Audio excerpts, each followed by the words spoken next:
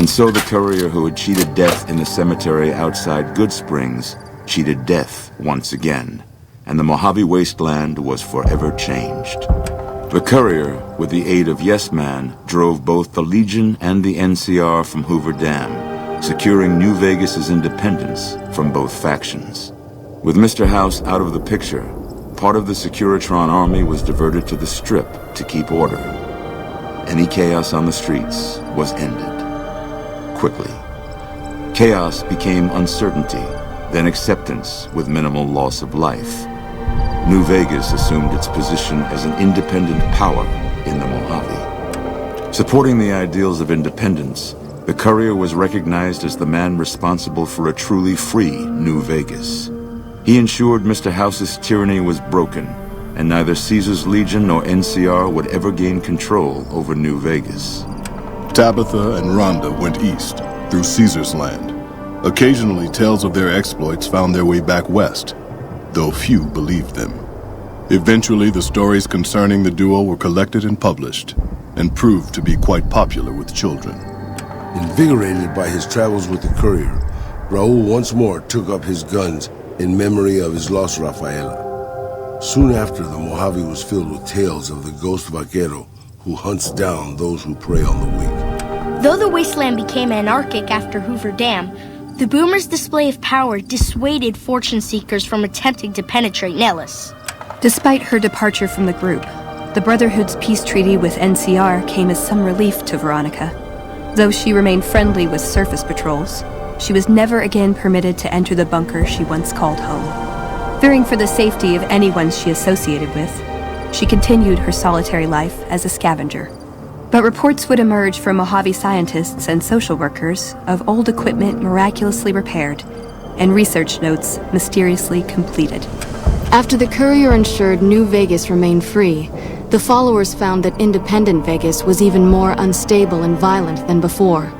Old Mormon Fort became excessively burdened by the influx of patients, struggling to provide even the most basic of services. Arcade was tending to the locals of Freeside when he learned that Caesar's Legion had been defeated, and NCR was being pushed out of New Vegas.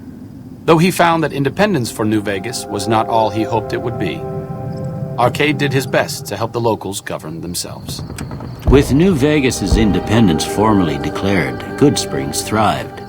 More travelers stopped by Goodsprings on their way to and from the Strip, and the locals grew prosperous from the traffic.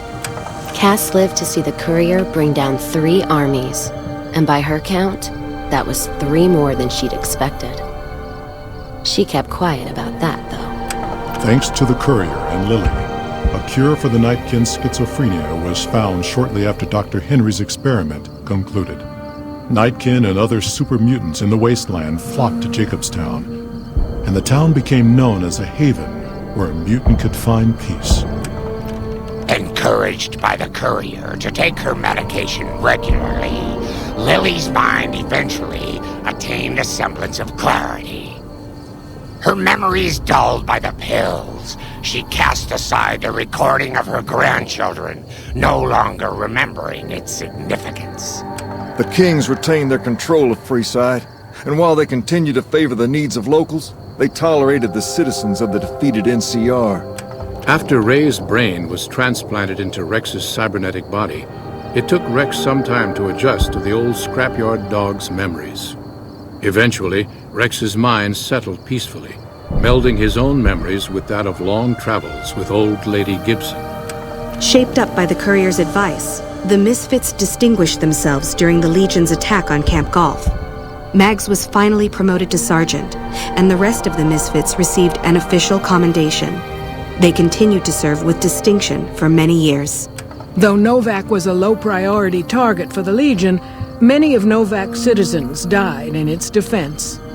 In the weeks that followed, several Bright followers returned to Novak to help restore its defenses, allowing it to remain independent of NCR. Though NCR was withdrawing from the region, Boone remained in New Vegas, finding work as a security guard and caravan scout along the highways.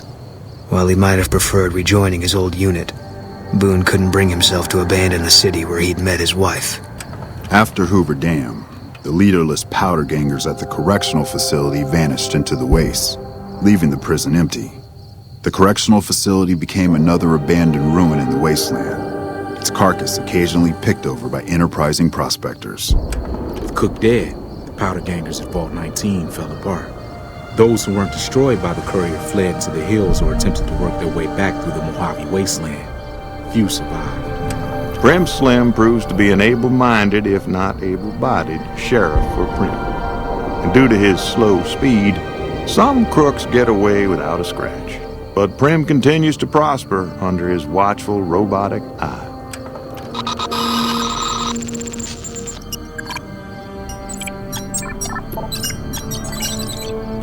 After the death of Chief Hanlon, the power of NCR's Rangers was broken for years. Their organization, so reliant on the wisdom and guidance of its elder members, became a shadow of what it once was to people across the wasteland. After their bold arrival at Hoover Dam, the remnants disappeared as quickly as they came. Legends of their power spread throughout the Southwest, a reminder of why people once feared the sight of vertibirds in the sky. And so the Courier's Road came to an end, for now. In the new world of the Mojave Wasteland, fighting continued, blood was spilled, and many lived and died just as they had in the old world. Because war never changes.